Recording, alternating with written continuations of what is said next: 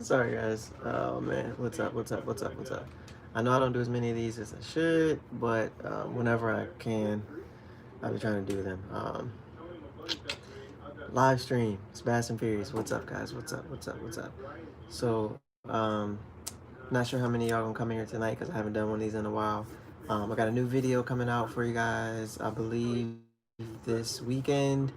Another one next weekend, and another one the weekend after that. Also, too, guys, I'm finally getting around to what I'm doing for the giveaway. It's gonna be pretty solid, nothing crazy, but it's gonna be pretty good for the YouTube giveaway. So make sure you guys keep up with my stuff for that, because that video is coming out here very soon as well for the giveaway. So want to just real quick talk a little bit about the BFLs and this coangler thing. I'm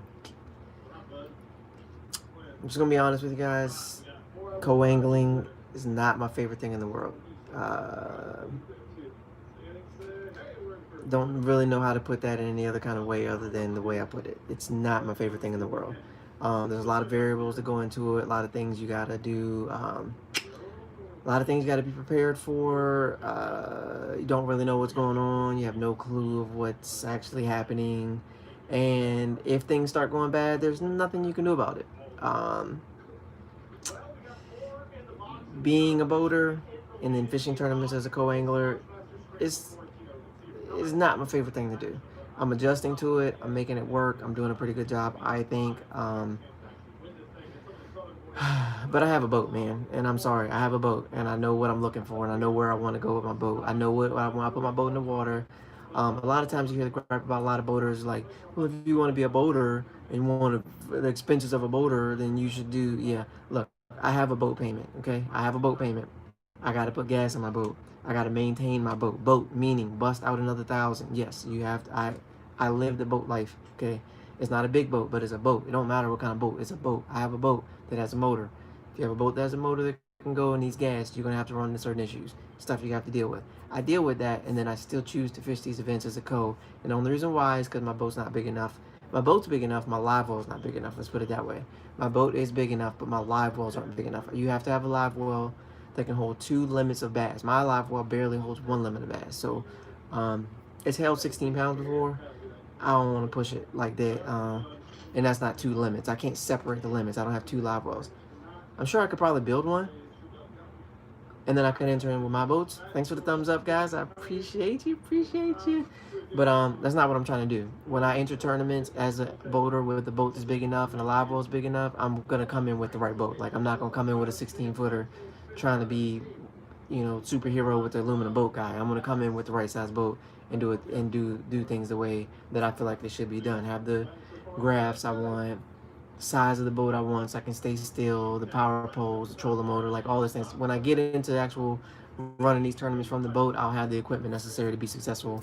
Not trying to make it work, and I'm very close to that. The plan is actually within a month or two to be able to have that boat, well, probably 2 months, to be able to have that boat that I can enter in these tournaments. And you won't have to hear me talking about coangling anymore. But I did want to just kind of touch base with you, kind of get my ideas out there, and you guys kind of tell me what you think. Now, if you're a co-angler and you're in a boat with someone else, and that boater does not catch a fish all day, a keeper fish all day, and then you don't catch a keeper fish all day, in my mind, that says you guys weren't around the fish. Now, as a co, you don't have a say-so as far as where you get to go, where you get to fish. Okay, I think you guys remember me talking a little bit about this before. Like, when you're co in these tournaments, at the end of the day, you're expected to give the boater something for gas. Although you can't control where the boat goes, the boater's going to drive and use the same gas to go wherever he's going to go, no matter what you say. But yet, I still have to pay for your gas at the end of this day. Don't understand. It's one of those rules that just always blows my mind. I don't get it. Like, why am I paying you for gas for your boat that you're going to drive to go wherever you want to go? You signed up, you put your boat in this tournament, you said you were okay with having a co-angler. I'm the guy who also pays my entry fee. I'm not going for a free ride, guys. That's the thing. Like, a co-angler is not a free ride. A co-angler is not a guide trip. Okay, I paid to get into this tournament.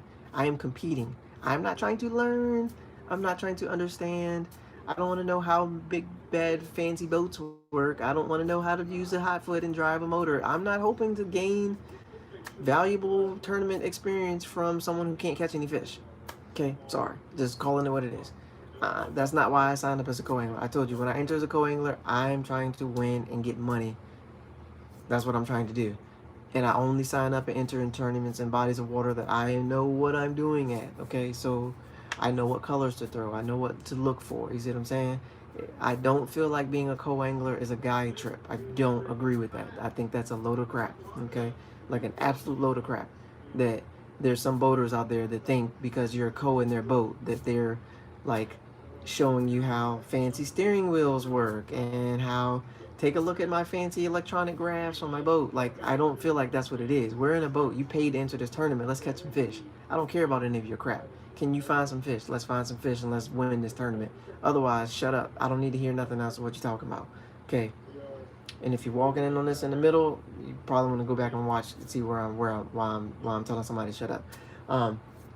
But I do enjoy the experience. I do think you can learn a lot, but I feel like you can learn a lot from any scenario. I can go out and play basketball 100 times, and on the 101 time, if I go out with somebody else and play basketball, you can, even if they suck, I can still learn something personally. I can learn what not to do. Okay, I can learn what to do. I can learn maybe a different move where they tried something. It didn't work, but I can take something away from that. So me as a person, I always feel like you can learn from almost every single avenue that you step into. You can learn something. So whenever I get in a boat with someone else, I'm always looking to learn something. Again, even if it's what not to do, you can always learn something. You can learn where not to go fish at, right? Like you can eliminate water, basically. Or you can learn what you should do. Reality is, if you're going to enter a tournament and you're going to pay 100, 150, 200, $250 to get into it, that ain't the time to go learning what to throw on the body of water. You should do that way before you get in that boat, way before you log on to FLW.com, FLWfishing.com, and enter the tournament. You should know what to throw before you get out there, okay? And then you get to the conditions, and then you adjust based on the conditions. But in my opinion, it is a different day when you get in a boat with a boater and the boater catches 5 fish and you catch 0, okay? That's a different day. You have to look at what you were throwing, 1. 2, did you have an opportunity? Because sometimes boaters will catch 5 fish, but they backboat you all day. Basically, what I mean by backboat is they put the boat where they can cast at where they can catch fish, and they leave you in the back to just cast at nothing. So basically, if you're bass fishing, you're looking for a target, right? So if I pull up to a dock and there's a dock I should be pitching at, right? If it's one isolated dock here and the boater positions himself facing right at that dock and he pitches at that dock all day, I can't get a cast at that dock. At that point, I'm being backboated. I have to cast out in the back in the middle of nowhere. There ain't no fish out there, okay? There's no structure. There's no nothing, okay? There's empty. I gotta hope and pray that a fish is roaming to the dock that I happen to pick him off. But the boater positions himself at a spot where he can actually cast at. You're being backboated. So, 1, you could be being backboated all day. 2, you could just suck, okay? That's what it boils down to. If your boater catches 5 and you catch 0, you may just suck. You may just not know what you're doing.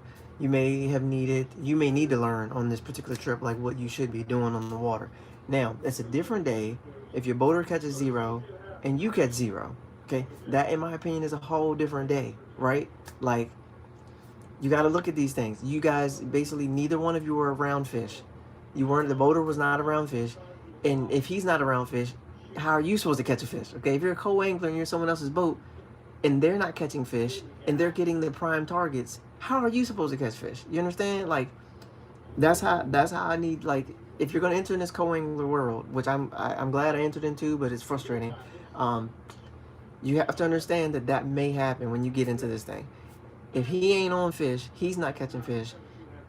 You can't magically pull a fish out of the water when there's no fish there. If he pulls up and he don't catch nothing on 173 casts, you making 173 out the back don't mean you're going to catch something. I've smoked plenty of people in the front of the boat, from the back of the boat. It's happened all the time. It's never my goal. If I'm in the back of your boat, I'm assuming that we're like probably friends and we want to just have a good day. So I don't look, my brain doesn't say, I beat you in fishing. We're having a good day. We're catching fish. My goal isn't to beat you. My goal is to catch fish. If I just so happen to catch 7 and you catch 6, you guys see I get beat all the time. My wife beat me in fishing every time we go out, pretty much. That's not how I look at it. We're having fun fishing. Like, if we're in a boat together, obviously we know each other, right? Like, outside of tournaments. If we're in a boat together, we probably know each other. We're both having the day is better when we're all catching fish. But I'm just trying to explain a little bit about the coangler deal. Like, if you're a co, if you're going to do it, understand you may get frustrated because you can't control what's going on and you have to focus on what you can control. I focus on what I can control.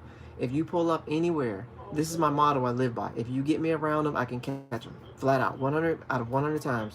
If you get me around them, I can catch them. Yeah, so you understand what I'm saying. If he pulls up with a $75,000 Ranger 521 with 10, 15, $20,000 worth of electronics and the brand new motor and the power poles and 13,000 different companies on the side of the boat, you have to know this guy, in theory, he should be able to put some fish in the boat. If he ain't catching them, okay, look at his stuff. He's either got a bunch of money or he's really good. One of the two. And I'll be honest with you, more than nine times out of 10, he's just got a bunch of money. He may not be that good. Okay.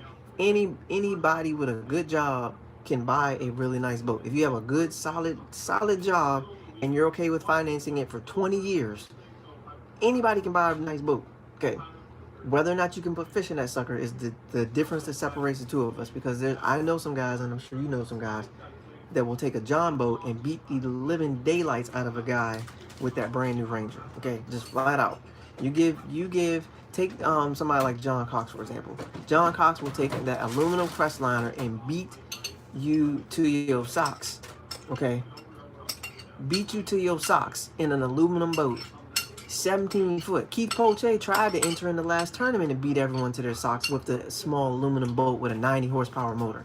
He felt comfortable enough entering in that big tournament for all that money with an aluminum boat that was too small to even be in the event, which is another dumb rule.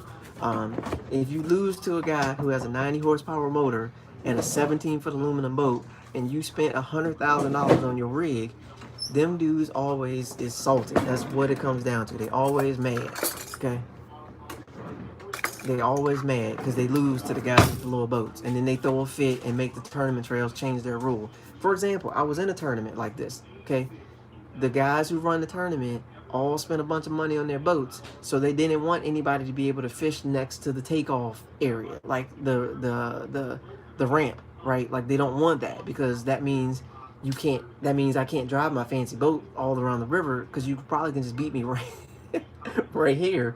But they want you to take off. They want you to be able to run 150, 75 miles.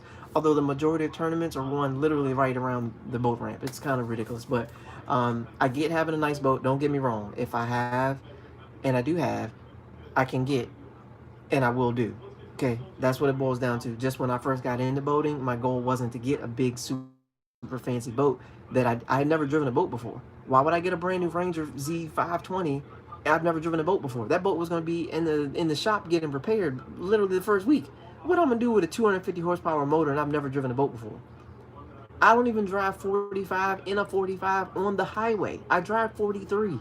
In a 65, I drive 63. What am I going to do with 250 horses? That's a waste of 200 horses. They're not going anywhere. 200 horses are never going to get used. I'm only using 50 of the horses. We're only going 33 miles an hour.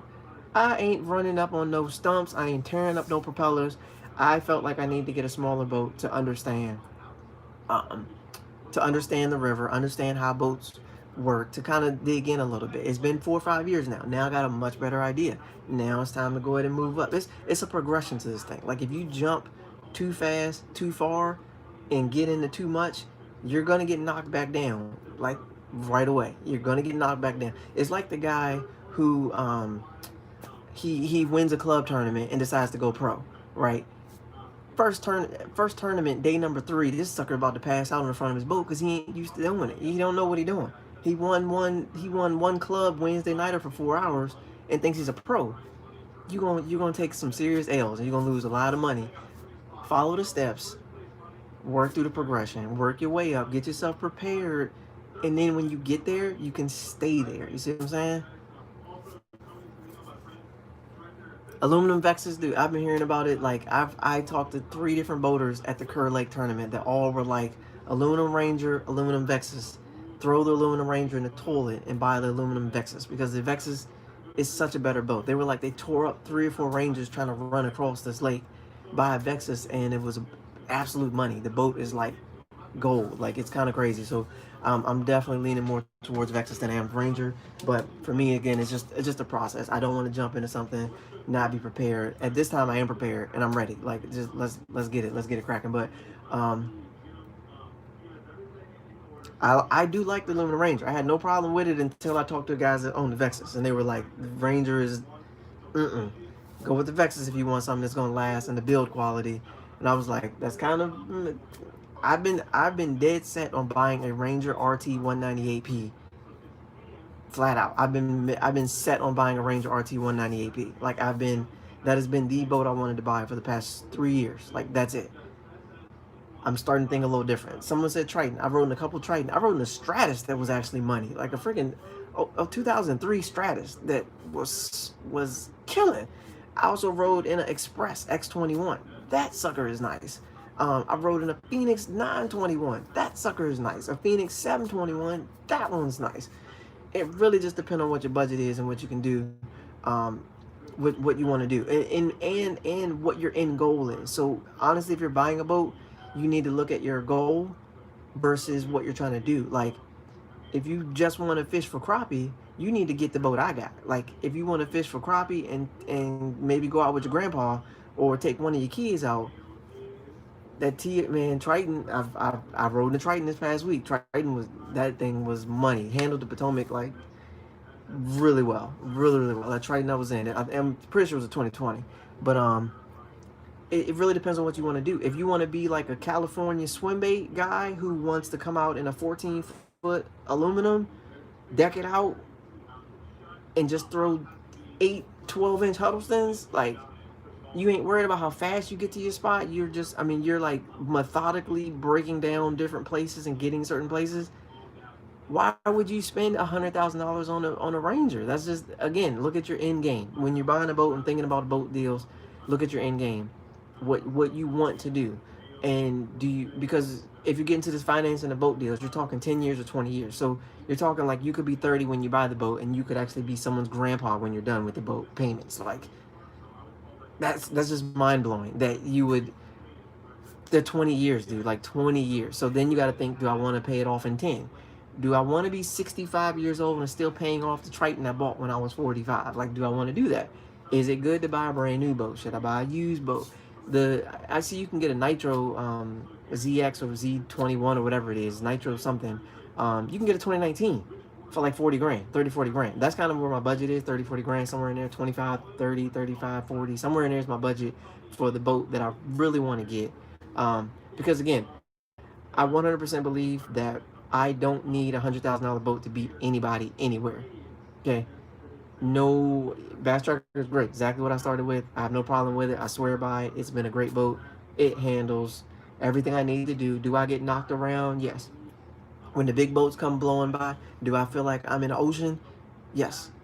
But there's nothing wrong with it. It's Bass Tracker is perfectly fine. Even you can go with a Protein 195 TX, and you honestly can get in there, and if you put some poles and get an upgraded trolling motor, you can get in there and mix it up.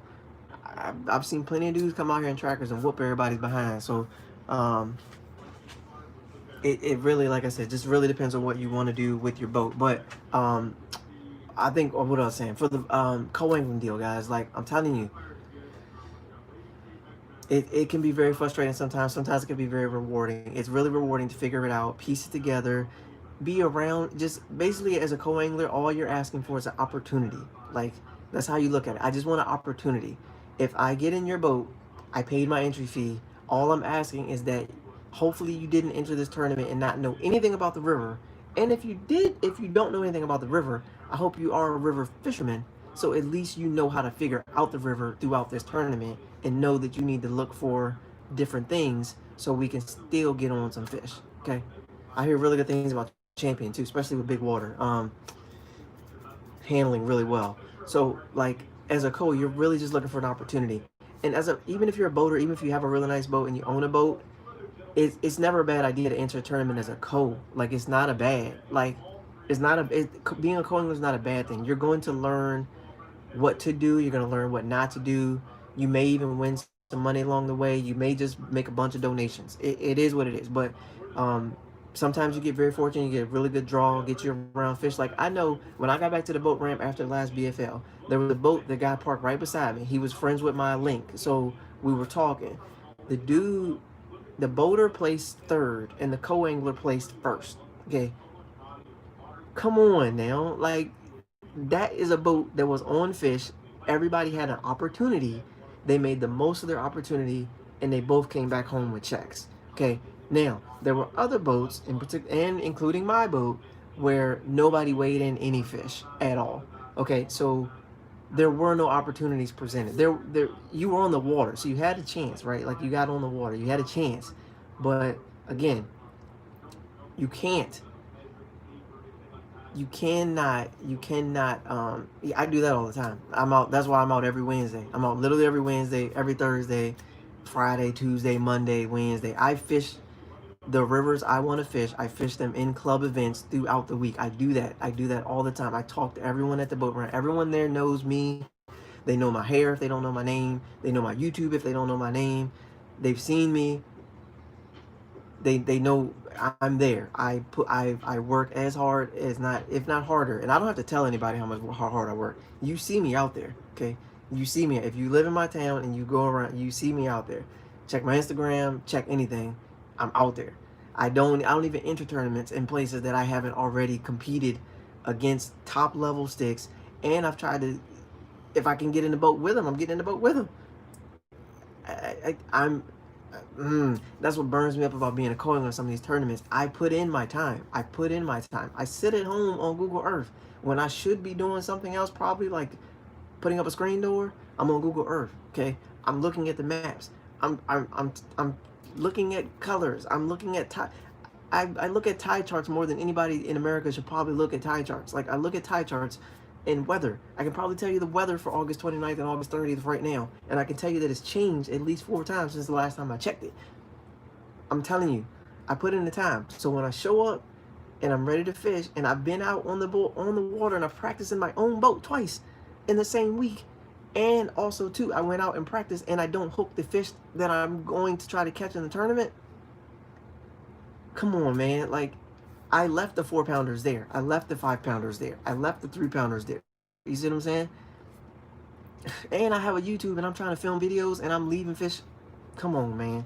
Come on, man. Like, when I put in that time and I get there and then I don't get an opportunity, I don't get it. And even, here's the thing, even in the last tournament, I did catch fish in the last tournament. They just weren't keepers. They just weren't keepers. So it's kind of like, uh, those places will remain unnamed due to they do not contain anything that anybody wants to get. No, here's the thing. My boater actually went to he actually went to some good spots. They were quality spots. I'm familiar with the spots. I actually went to the spots in several tournaments before that. I know where the spots are at. I've seen the spots. I've heard about the spots. Spots are all over. You can pretty much take a look at any FLW video you've ever seen in your life, and you will see on the Potomac River, and you will see the spots that we went to were the same spots. We went to the same stuff. Like nothing, absolutely nothing that nobody's ever heard of. Went to the exact same stuff. Yes, live. Yeah, this is me right now. What's up? Appreciate the thumbs up. Appreciate you guys tuning into the stream. So no, I wish we went in there because that's where a lot of these things are won. You guys all know that. Like, there's no secrets here. What up, DC Metro? What up, DC Metro? So it's kind of like, we all know there's some really good spots on the Potomac. We also all know there's a timing deal. You could hit the winning spot on the Potomac at the wrong time and you will not come back to the scales with any fish. You can hit the winning spot at the right time, you can come back in with a solid bag. So basically what it boils down to is being where the fish are at, when the fish are biting. It's river fishing 101. Like, okay, I went in one of these tournaments. I went in, I fished the same stretch of grass for 5.5 hours, and there was only maybe 3 fish caught the whole time. Okay, once that tide got to moving, Fish were caught back to back to back on each and every side of me. I'm talking like madness. This wasn't the most recent tournament. Clearly, if it was the most recent tournament, I'd have came back in with a limit. It wasn't that tournament. But it was a specific stretch, and everybody, whoever was on that stretch, when that thing kicked in, keeper, keeper, I mean, I'm talking, got him, got him, got, like, it was back, but we all know that. We all know how to, if you fish this river, you know how this works. Like,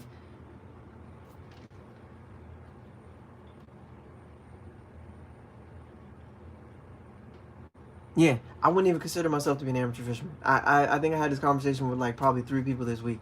I don't consider myself to be an amateur fisherman. I'm a pretty darn good fisherman. I am not the best. If I was the best, I would have won some stuff by now. I'm not the best, but I am not no scrub.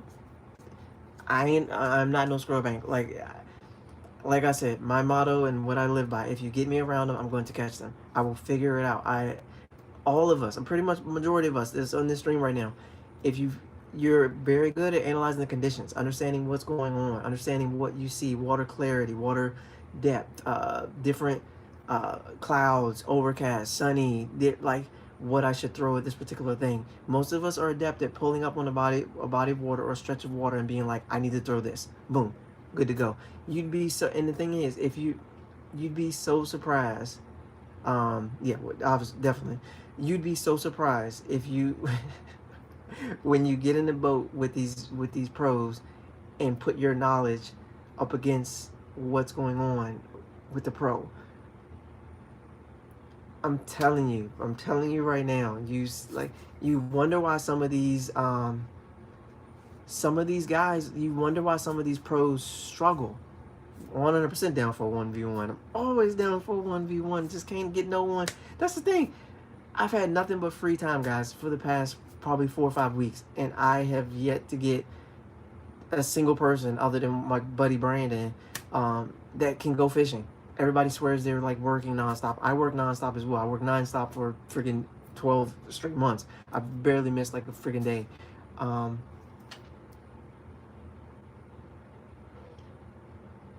Yeah, I got 4 kids, man. I got 4 kids and 3 of them in school right now. So it's very interesting right now on how often I'm going to get to fish.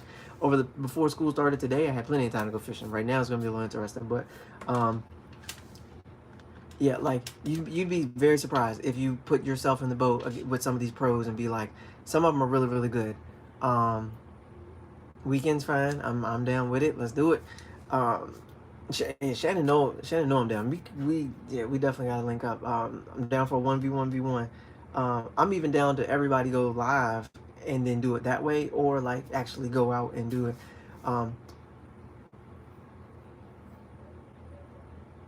Catching up. No, I don't want to catch up. I don't want to catch up. I'm trying to. I'm good. I don't want to win this game. I don't want to win that game. I don't want to win that. But guys, I'm telling you guys would be very surprised, and it's different if you haven't done it. But I have fished now. I have now fished with multiple pros who have won millions of dollars in fishing. I'm trying to tell you, these guys are really good. They are really good. They are really good. I'm not trying to take nothing away from them. They are really good. But I'm telling you, you can't go into a fight or a battle and try to achieve a goal and think that you already are bad. Like, who does that? When I step on the court, I would step on the court right now and I would challenge Allen Iverson to a basketball game. I'm not gonna go and be like, I guess I'm gonna lose today. Like, that's not my mindset. I practice just as hard as Allen Iverson, right? Like, he just grew. He got to 6'1". I stopped at 5'6". I can dunk. He can dunk. Like, okay, that's cool. But I didn't step on the court. And yes, I can dunk. And yes, I am 5'6". Yes, I can dunk. Don't try to play me. 1v1 on that too. Let me know. Check up. Like, let's get it. Like, trust me. I'm trying to tell y'all. Like, I'm not even joking. I'm actually very serious. I don't enter into a game thinking I'm gonna lose. I'm gonna go into a game and I think I'm gonna beat whoever it is. Like, I don't care. Allen Iverson, he was right up the street down at friggin' Hampton. So was Ben Wallace down in Virginia Union. Like, we right here. Like, come on, man. I'm not going into the game thinking I'm gonna lose anybody. They are really good. But again, give me $15,000-$20,000 worth of electronics. Give me a 21-foot boat that can stay still on anything. I can pitch at that dock too, bro. Like, you understand what I'm saying? Hey, Raphael, we talking about coangling and boating. Hey, where's Devon? I know, right? I do actually look like Detroit Pistons Ben Wallace right now. Like, hair ain't seen any type of product in a very long time. But like I'm saying, guys, like you really just got one. I mean, fishing, a lot of it is confidence. A lot of it's in your head. Like you have to know that you can do what you can do. And again, co-angler, like I said, I encourage everyone to do it. Just one, it'll make you want to work even harder at getting okay. It'll make you want to work even harder at getting to buy your own boat, or you'll really like the Nanjamoy. I think Nanjamoy is could be the farthest. I think Nanjamoy, that was in one of these BFLs. I ain't never gone that far in my boat. Honestly, guys, in my boat, I've gone from Leesylvania to Mattawanna and to Belmont, and then there's another spot on the other side, but that's about it. I like to fish. And I like to. I don't eat. I let everything go, but I do like to fish. Co-angling is when you're in the back of someone else's boat and you are fishing out of the back of their boat. If that is kind of short version, but again, I encourage everyone to do it at some point. Do co-angling in a tournament.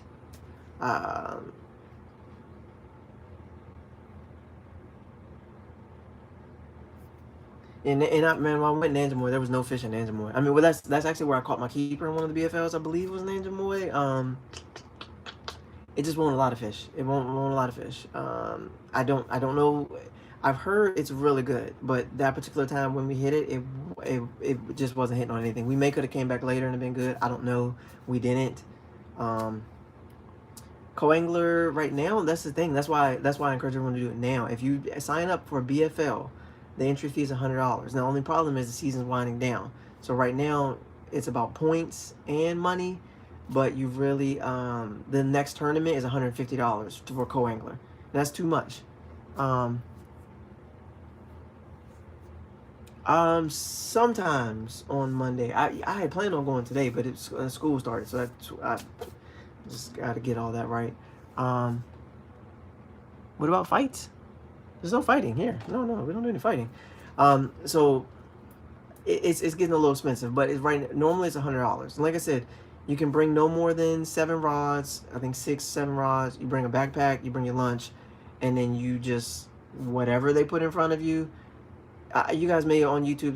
There's a channel called Fish the Moment. It's pretty much that, and the moment you can capitalize on that is when you can become good at co-angling. And I've talked to several people that have won at the highest level of co-angling. Literally, I talked to the guy who won the last tournament. I sat there and talked to him. Like, I try to gather knowledge, try to get an understanding of a mindset. I don't need to know exactly what you threw. Like, that doesn't matter to me, because if I'm in Raphael, I don't know what you're talking about, man. Hey, it's me, Rosa. What's up? It's fine. I love virtual school. Virtual school is good, and I'm definitely going to keep my kids on virtual school. That's what we're going to do. I have no intentions of sending them back to actual regular school. We may do homeschool, but virtual school is fine. It's going good. Everyone has their workstation. I got my workstation. My wife has her workstation. It's fine. They do really good. Yeah, no problem. It's me, Rosa. I appreciate you. Oh no. They're not going back in school. No.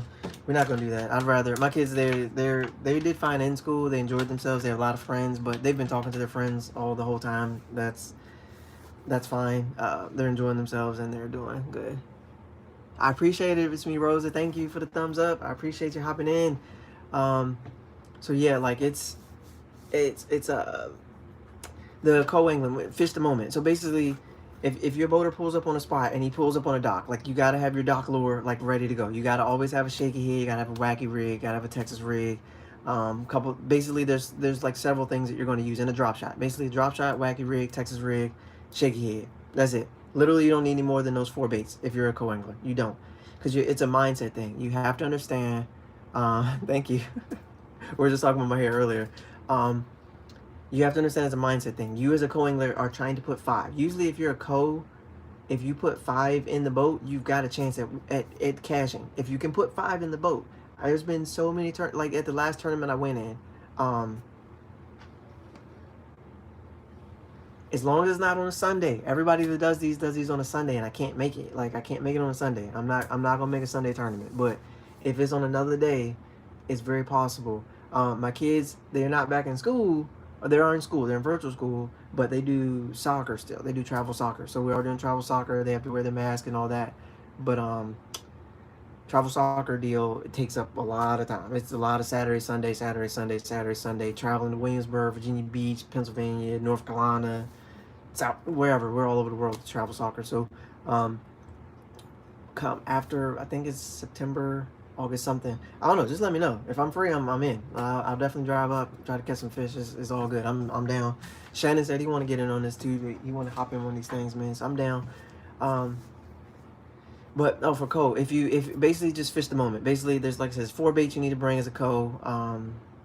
Not afraid of big fish yet. Oh no. We like big fish. Like big fish. Big fish are good. So you want to definitely again bring those 4 baits, and that's it. If he pulls up at a dock, you gotta have something tied on. Throw your shaky hit in there. Throw your wacky rig in there. Wait it if you need to get it down a little bit far. Don't wait it if you need to be slow. That's it. Throw your drop shot in there. Texas rig your drop shot. That way you don't get hung up. That's one of the worst things as a co. If you always getting hung up when you go fishing by yourself, you can only imagine if you're fishing out of the back of someone else's boat and their trolling motor's on 10.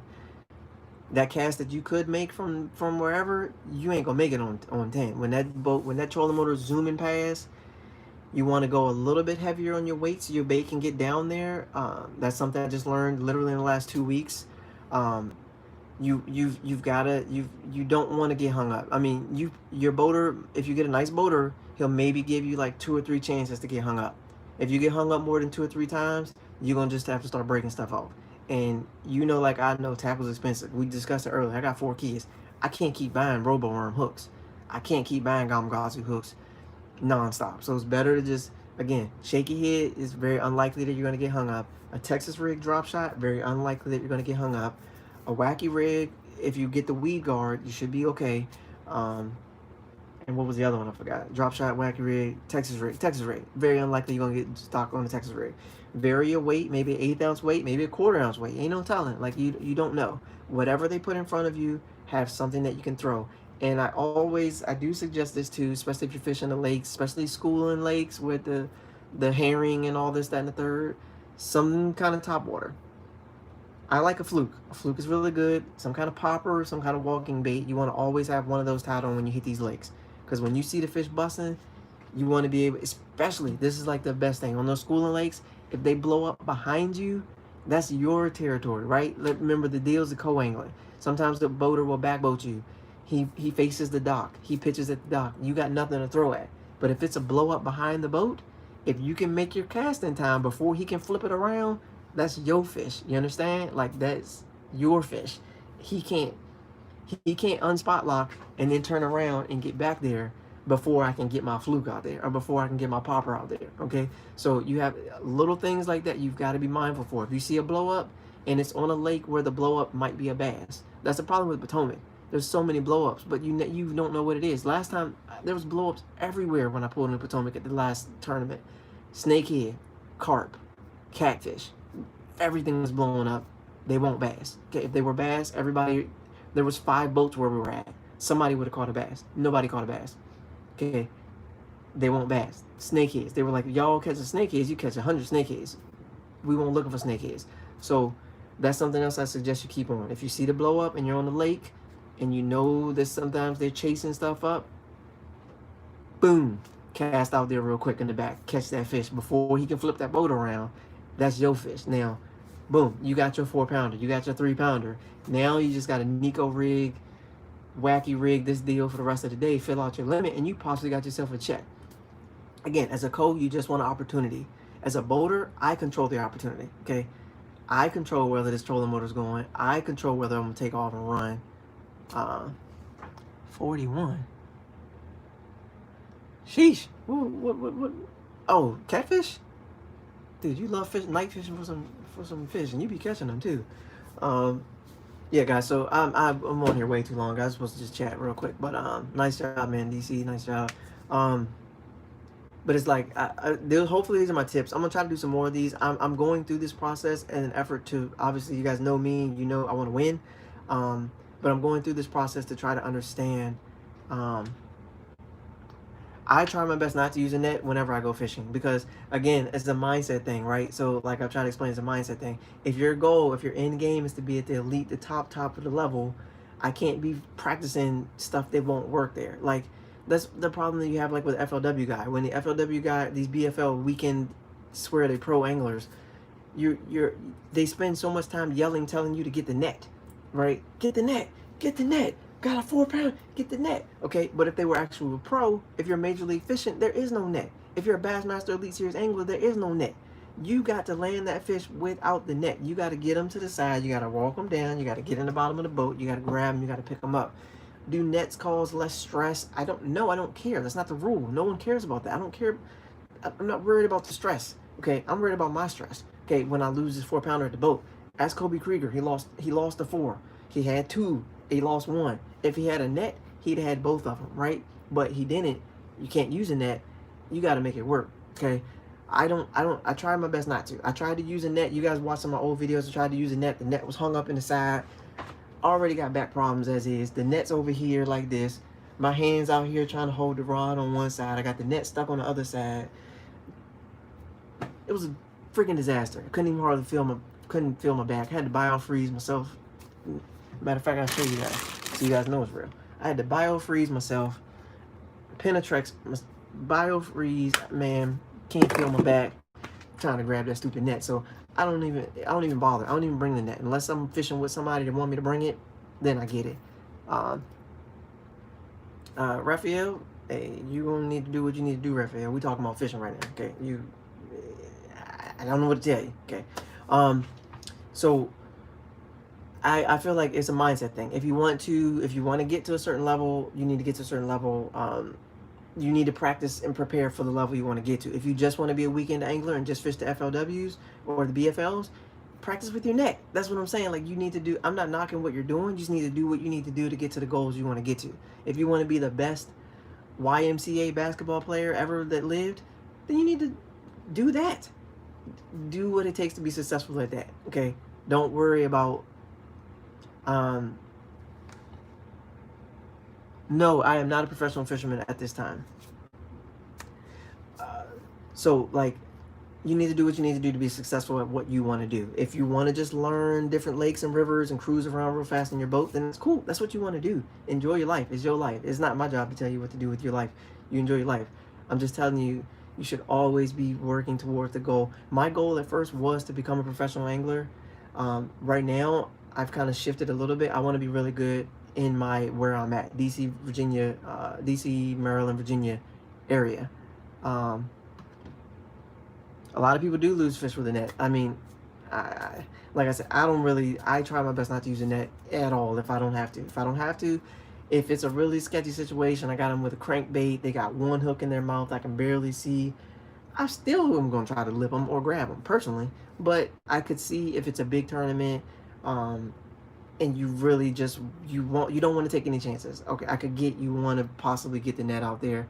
But again, like I said, with a lot of these BFL guys, man, they set the hook. It's a 1 pounder. Get the net. I'm in the middle of a cast. Again, we talked about opportunities. I got an opportunity. I made a cast. This is my opportunity, right? Make every cast count. I'm in the middle of a cast. I'm reeling. The boater up here catches a fish and yells, get the net. So he expects me to drop my pole down, scramble around, grab the net, hold it out for him, for his fish, right? That's what they expect. I'm just telling y'all the truth. Like, this is what it is. So I'm in the middle of a cast. I just put my drop shot exactly where I need to be. It's sinking down. I feel the weight. I feel the Wu tungsten dropping, right? It's drop. Here we go. I'm ready. Okay, this is it. Hop, hop. Hop, hop. Get the net. Oh, crap. Put my rod down. get the net out of his thing. I gotta go up here. Then I gotta stand here beside him. Again, there's stuff going on everywhere. I don't want to stand beside anybody right now. You freaking crazy. So I gotta stand beside this guy with the net. Trying to, left side or right side, buddy, left side or right side. It's coming on the right. So here I am on the right, right? No, it's coming on the left. Okay, here I am on the left. Again, remember, my drop shot's still in the water. I'm still in, this is my opportunity. My opportunity's right here. My opportunity's done. Now, here I go. I got to get his net. Boom, I got it. Okay, it's 2¼ pound fish. This is his livelihood, right? He's trying to make money. I get it. I am to help you. But what I'm saying is, my opportunity's here. He want to be a pro. He's so good. You ain't going to be able to use that net as a pro. Get your own net. That's all I'm saying. I tell them when I get in the boat, I say I will net my own fish. And they look at me like I'm a crazy person. But I'm like, look, if I get a fish on, I'm going to get it. Don't worry about getting the net. I'm going to get my own fish. And they're like, oh, no, buddy, you can get my fish and I'll help you with yours. No, I'm getting my own fish. I stopped short of saying get your own fish. I stopped short of saying that because I feel like that's kind of rude, but it's true. Yes, I will, actually. That's coming up very soon, Raphael. Absolutely. I stopped short of saying that, but that's what I'm trying to say. I'm trying to imply that. Like, I try to err on the side of, like, kind of hover in the middle and be like, you know, because, I mean, if I get a 5-pounder on, I would like for you to help if you see I'm struggling. If I can't get to the net, you got it locked away in a box somewhere, then I would like for you to help me, right? Get the net out. Give me a shot at landing this fish because this could be big fish in a check. But, what up, Alabama? What up, Juan from Alabama? But, that net thing, that to me just blows my mind. Like how you feel like it's okay to just yell, get the net. To me, I'm I'm trying to win. I got a cast in the water. Why should I have to drop? I paid to get into this thing. Why would I drop everything we're not partners. That's the difference. Like if it's a team tournament and my buddy's got a 5-pounder on, I'll throw my pole in the river. Y'all know I'll throw my pole in the river. You watch any of my videos, I've thrown 3 of my poles in the river accidentally, but I've thrown 3 poles in the river.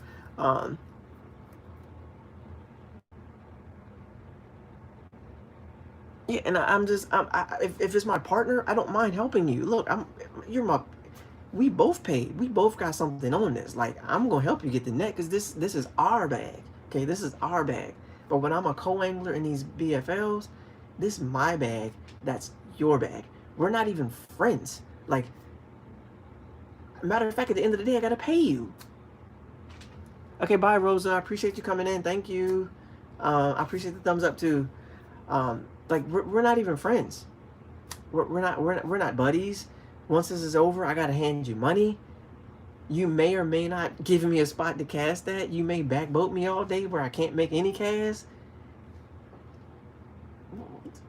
Why am I running up here to get the net for the fish that you caught that you got me casting back to? I don't know, guys. I'm sorry. Sometimes I'm a little hard. Sometimes I don't quite understand everything that everybody understand. But I'm just being logical. Like I'm just speaking logically. Like these are, like I said, I don't do anything that I don't expect anyone else to do. I say I got my own fish. Now I've been very fortunate. I've had a couple boaters. I get a good fish on. They want to help me out, so they run back there. They'll leave their cast. They come. They net my fish. I don't tell them to. I specifically tell them not to. But they do. I think it's just a force of habit. They just used to doing it because they have a code and they want to make sure that you have a good day. Like I said, sometimes you get really good boaters and they're really nice people. You don't mind going to help that guy. That guy talks to you throughout the day. He's asking for your advice. Hey, what do you think? You think we should stay here? You think we should go? Think you got anything else out here you want to try? Like sometimes you get that guy and it's a great day on the water. You guys work together. You guys both come back to the fish. You guys both get on the fish. You both come to the scales with fish. I had that experience in the majority of my tournaments for BFLs. It's been great. But there are occasional times where where it's not that great. All my times this year have been great. I've had great days on the water. Everybody's been very nice. Everybody's been very polite. We've tried our best to get around the fish. Even the most recent tournament, I didn't catch any keepers. My boater didn't catch any keepers. But it wasn't a bad day. And the guy wasn't a jerk. He was a very nice guy. He had a very nice boat. He went to a bunch of he tried some different stuff. We just weren't on the fish. It is what it is. Sometimes that happens. Like I said, you just want an opportunity. I really just wanted him to get around. I'm from Virginia. I just wanted him to get around some fish. But that's just any angler in any boat at any time in any world. You just want him to get around the fish. That's it.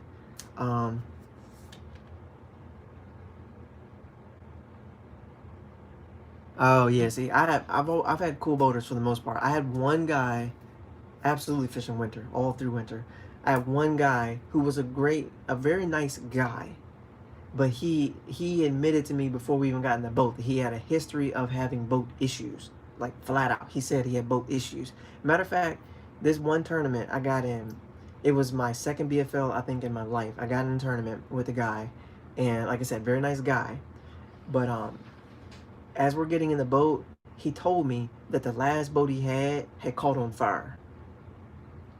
Now, y'all know me, for the most part, y'all do. I can't swim. I thought about jumping out of that boat and just praying to the good Lord that I was gonna make it back to the ramp. Call my wife, tell her come get me. I'm coming home. Okay. This sucker told me that his last boat, the one he got right before this one, had caught on fire. On fire. Not to mention, he had backed into something with the boat and bent his light pole sideways before he put this boat in the water. I said, Lord Jesus, I began to pray. Okay, I began to pray. Our Father, which art in heaven, hallowed be thy name. Okay, thy kingdom come, thy will be done. I'm trying to tell y'all, like, I was freaking out. This is my second tournament in life. And I said, your last boat caught. And as we're riding, he then tells me that he recently got the prop replaced because he ran into a stump. Okay.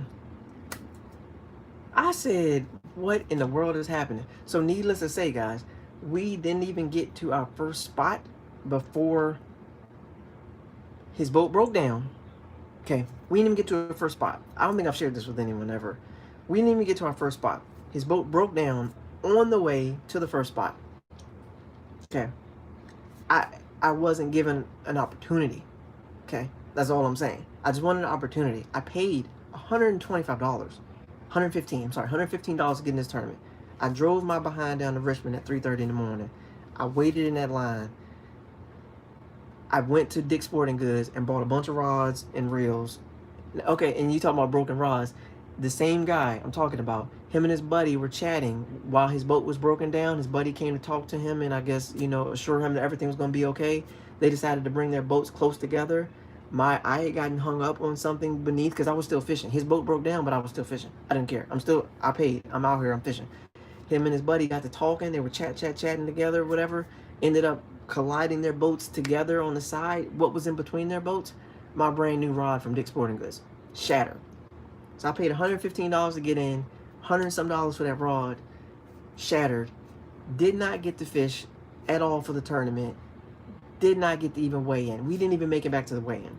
We spent the whole time trolling the opposite direction of the weigh-in site. I had to get a ride back from his friend. That tournament was over at 2 o'clock in the afternoon. I didn't get back to the ramp until like 5 o'clock. I didn't get home till like 6 or 7. Okay, 3:30 in the morning, 7 o'clock in the evening getting home from a tournament that's 45 minutes away from my house. With a broken down boat with a guy whose previous boat caught on fire. So talk about bad. I've had bad. Since then, every single one has been very nice guy, very polite guy. I did fish. It was a thunderstorm and lightning one time. I tried to fish through that too, but that didn't work. We had to stop and get underneath a tent. But again, some of them are really good. Some of them are awful. Again, I share my stuff with you guys so you guys know you can avoid some pitfalls. You can do the best you can. Again, that's why I'm sharing this information with you now. But for the most part, yes, I do have my own boat, Raphael. I actually have 3 of them, 2 John boats and 1 bass boat. Very thankful for my boats. But anyways, I know we're talking for too long, guys. I know you guys got stuff to do. It's Monday night. I'm pretty sure somebody got to go to work or work remote or something. I got to do something in the morning. I don't know what. I think I got to get some groceries or something.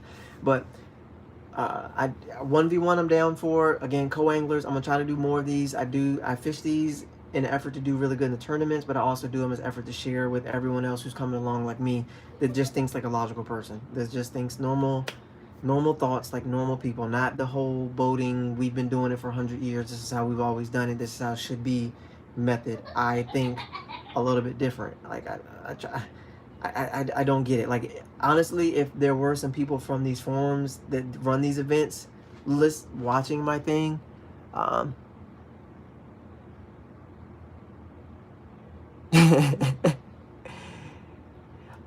He does, but I'll be honest with you, I don't like some of his. I don't like some of his. He gives the boaters way too much.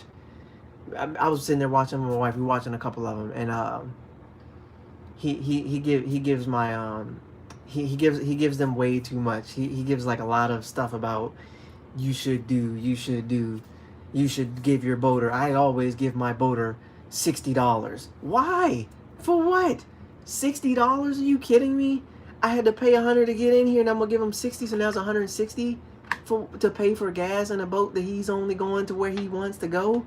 Why am I giving you $60?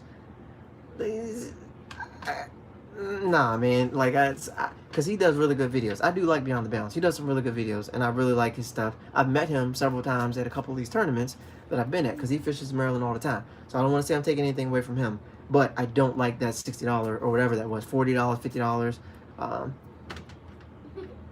See, there you go. That's what I'm talking about. How many times have you guys fished these tournaments and they cut the back graph off, leave it on demo mode, put it just keeps it flickers on, it's on power save, and then they tell you that I gotta conserve batteries, so I can't have those graphs on. That's fine. I'm still gonna find the fish. I don't need a graph to find fish. I'm a co. I barely use the graphs in my own boat to find fish. I pull up on the spot, make some casts, see what happens, right? I don't got Garmin Pineoptics. I can't see the fish swimming. I can't see them swimming. If I do, they've already, by the time I see them swimming, they already going somewhere else. I'm from Virginia, Fredericksburg, Virginia, Spotsylvania, Virginia. I'm sorry, Spotsylvania, Virginia. But yeah, like yeah, no, and I don't even ask them for this. I ask them what depth we're at. I say, what depth are we in? And then lately, what I've been doing now, I don't even ask that question. I put 1/4 ounce drop shot weight on, and I count down my depth myself. I put the 1/4 ounce drop shot weight on, pitch out, let it sink down, and I tell where I'm at. I can tell what kind of I am about. So if I'm going from here to Leesylvania State Park, it says like 46 minutes, but I can get there. I think it's like 37 to 38 minutes. I'm pretty much 45 minutes from any place you name. So 45 minutes from Woodbridge, 45 minutes from Lake Anna, 45 minutes from Richmond, 45 minutes from any of those places, basically. So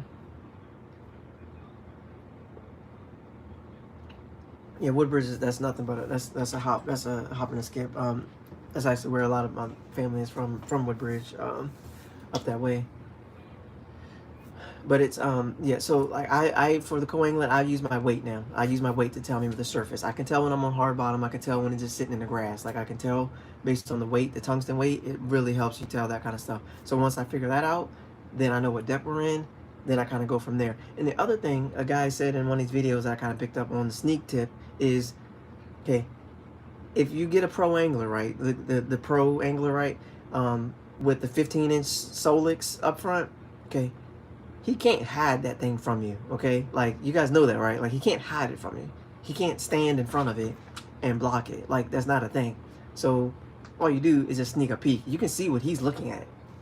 If he pulls up on the area, he's pitching at a dock, he skips up in there, all you do is just glance at his graph. You can see, you can't see the depth obviously, but you can see what they're fishing, like especially if they pull up on like a brush pile, right? Like deep brush or a piece of wood in the water. Like, look on the graph, you'll see like the bottom, and then you'll see something sticking up off the bottom, and you know it's either fish, piece of wood, something.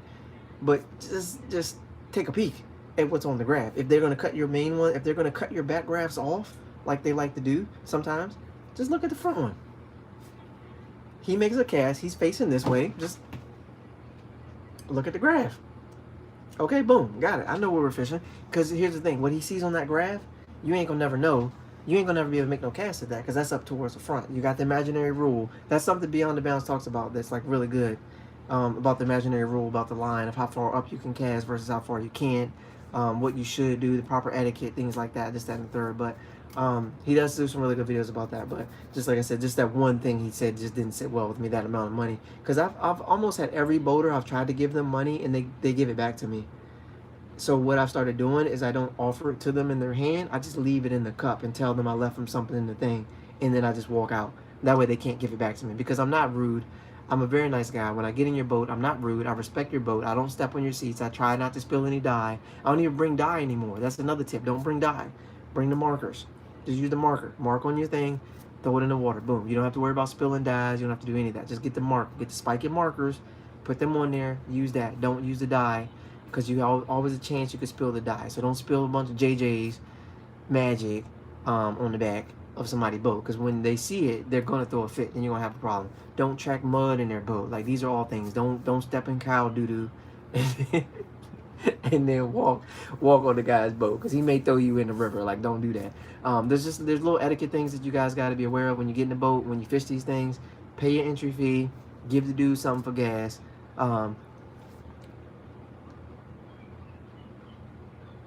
Yes, okay, so that's what I'm saying. Like, I just, the dye thing is, I think it irritates a lot of boaters. A lot of them say, oh, the sun will do it and I'll be fine. They just keep it moving. But like I said, I always tip my boater every single time. I've never not tipped them. I always tip my boater. I'm always polite to them. If they ask to get the net, I'll get the net. It should be a good quality fish, and they shouldn't waste my time, but I will get your net. Shouldn't waste my time with a pound and a quarter fish. Get that sucker in the boat yourself. But if they do, they do. I help them. I do what I can. And it's always a good vibe. I always bring good energy on the boat. I never try to bring any negative, nothing bad. Say nothing bad. I'm always positive. If they're not catching and I'm catching, because that's happened the last couple of tournaments. I caught 2 fish before my boaters even got a bite. Right? Like, that's not uncommon. That's pretty common. For especially on the Potomac, because Potomac is wide open. There's grass everywhere. There's structure everywhere. You can cast on any side of the boat, and you usually got a pretty good shot, depending on where the guy. If he goes in Chickamuxin, you can cast on any side of the boat. You got a shot at catching a fish. So it's always good to do that. But again, always remain positive. Encourage your boater. Push him, because the better day he's having, the more likely he's going to make really good decisions, and you both will have a good day. So I never try to take nothing away from them. There's just little things that are done throughout these tournaments that just don't sit well with me, and it's not a matter of me trying to be that guy. It's just not everything is always right. Yeah, when they see that. So injuries as a result of fishing. I think the biggest one would be over exertion. Like, too many of this cast, like too many of this can start to wear on your shoulder, your back, your neck even. There's a couple guys at the ramp that were talking about all of us got to go home and put some icy hot or something on.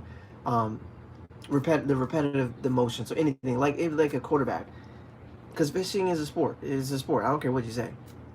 That's sport. Yes, wrist. This, man, depend. Some of it has to do with equipment. Some of it has to do, like I said, just some. I don't know about y'all. I just like to fish a lot. I can be in pain. I'm still gonna fish. Like, I'll still make a cast. My back will be on fire. I'll still cast. Like, sometimes it's just a matter of there's like you gotta give yourself time to rest, because it is. I don't care what nobody say. I work harder in that boat than some MLB players. I'm gonna just throw it out there. You can take it, or you can receive it or not receive it. That's up to you. I'm not saying it's harder than a football player tackling a football player, but the O-line only works for a little while, then they sit. Okay? The D-line works for a little while, then they sit. Okay? I'm in the game the whole time. There's no sit. Okay? I'm in the game. I'm casting. I'm not tackling. I'm not getting tackled. I'm not in danger. And no one's beating me up on the boat. But I'm just saying, the MLB guy that's batting 8th in the rotation, he gets up, he does a swing, he runs around the bases, he sits back down. Okay? It's a sport. They're sports. Some of them try to be disrespectful. And it's not cool to say fishing is not a sport. It's a sport, guys. We work really hard. Like, we work really hard. You guys know we're out here on the water. We work really hard. And I don't like to be disrespected, because I work really hard. But to your point, Raphael, that's what equates to some of the injuries. So, like, that motion. If I'm a quarterback, I make this throwing motion, throwing motion, throwing motion, throwing motion. Good night, Shannon, man. Appreciate you. You can. A lot of people do. I actually am, I guess, both-handed. I write left-handed, but everything else I do is right-handed. So a lot of you do. Sometimes you reel with your left hand. Sometimes you reel with your right hand. It is good to mix it up if you can. And your equipment. Try to keep your equipment light. So I think that's what messed me up at the beginning of the year, is I had a really heavy action rod, and I was throwing a really big swim bait, and I was throwing it a lot, and it will start to wear on your body. Like, it will crack your... It'll mess up a lot of your stuff with that motion. So you just got to be mindful of that. Take care of yourself. If you need heat, if you guys saw when I came on the video, I do have a heating pack. I have a heating pack. Sometimes I run heat, sometimes I run ice. Sometimes you just need rest. You just need to take a break. Get off the water, put the poles down, take a break. That's it. So, because like you mentioned, I fish through winter. I fish through a lot of stuff, and sometimes it can cause you some issues. So, anyways, guys, I think that's about it for today. It's been about an hour. I appreciate you guys tuning in. I will be back with more coangler tips. Again, hopefully you guys don't take me wrong. I'm not mad. I'm not upset. I'm not like ranting. I'm not bashing. I'm not doing any of that. I'm just stating honest opinions and facts from stuff that I've done and my take on it. You may like it. You may not like it. Completely up to you. Take it or throw it in the trash. I don't care. I'm just getting it out there. Me and my Ben Wallace here are going to go to bed. I will be fishing live. So coming up this week, ideally I'm going to be fishing live this week. So I got to get to a place that has service. I'll do that. And like I said, I got a new video dropping this week and next week, and the following week should be the giveaway one. So in about 3 weeks, I'll have the giveaway one. I may do it sooner. If I get everything lined up before then, I'll do it sooner. But appreciate you guys as always. You guys are awesome. My Bass and Furious friends. Don't be afraid to be a co-angler just because I gave you some tips here. Jump in. See what happens. You might win the thing. You might win the thing, man. You might win the thing. So, peace. You guys are awesome. Thanks for tuning in. Bass and Furious. I'm out.